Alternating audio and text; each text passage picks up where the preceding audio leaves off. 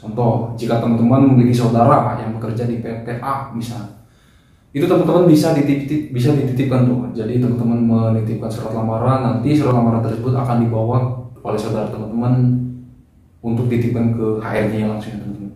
Jadi ini tanpa perjuangan, tanpa teman-teman harus mencari lowongannya di mana, atau teman-teman panggil tes, karena enak gitu ya. Jom sekarang apa kabar? Semoga teman-teman selalu diberikan kesehatan dan kelancaran dalam menjalankan segala aktivitasnya. Sudah 7 bulan kurang lebih saya tidak pernah mengupload video ke YouTube ya teman-teman. Karena tepat di tanggal 1 Maret 2022 yang lalu saya mendapatkan surat cinta dari YouTube. Surat cinta yang berisi bahwa YouTube saya telah dihapus karena mengandung konten berulang dan melakukan pelanggaran. Saya juga tidak tahu konten berulangnya di mana, pelanggarannya di mana. Tapi setelah saya melakukan permohonan banding, akhirnya pihak YouTube mengembalikan akun YouTube saya.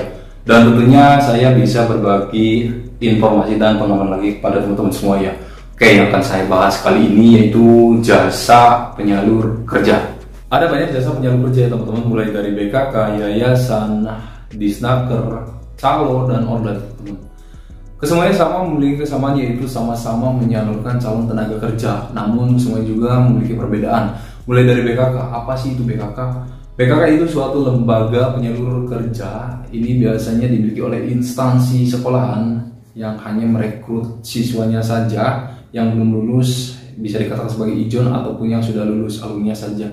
Dan juga bisa mengikutsertakan dari sekolah lain.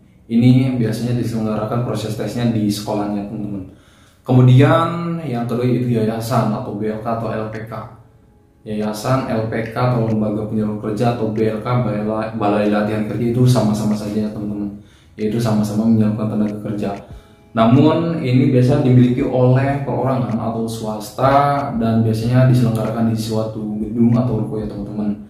Jadi semua orang bebas, mulai dari dalam kota ataupun mau dari luar kota, itu bisa mengikuti proses tes di yayasan tersebut ya teman-teman. Kemudian yang ketiga yaitu Disnaker. Nah, Disnaker, Dinas Tenaga Kerja. Ini institusi yang dimiliki oleh pemerintah ya teman-teman. Dinas Ketenagakerjaan, dan di setiap kota pasti memiliki Dinas Ketenagakerjaan ya teman-teman.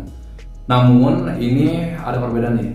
Jika Dinas Ketenagakerjaan itu biasanya hanya merekrut calon tenaga kerja setempat. Contoh, misalkan teman-teman ada di Karawang, biasanya hanya merekrut calon tenaga kerja yang berKTP Karawang atau Bekasi ataupun kota yang lainnya ya teman-teman. Kemudian selanjutnya yaitu calo. Nah, ini calo juga jasa penyalur kerja ya teman-teman. Namun ini jalur khusus, biasanya pakai cuan. Biasanya pakai duit ya teman-teman. Proses tesnya biasanya jika mengikuti proses tes lewat calo, ini teman-teman nanti dititipkan semacam diberi marking, itu diberi tanda bahwa si Anu adalah titipan saya. Setelah diterima biasanya teman-teman akan membayar sejumlah uang.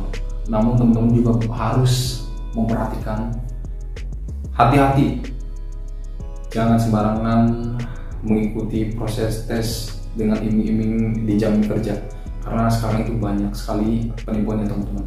Kemudian yang terakhir yaitu ordal atau orang dalam. Kok bisa menyalurkan tenaga kerja? Ya bisa lah, nepotisme. Ordal atau orang dalam atau titipan atau referensi ini juga bisa menyalurkan tenaga kerja teman-teman.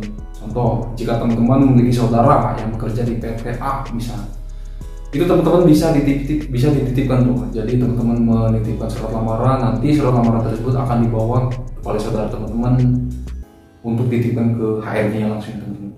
Jadi ini tanpa perjuangan, tanpa teman-teman harus mencari lowongannya di mana, atau teman-teman panggil tes, karena enak gitu ya.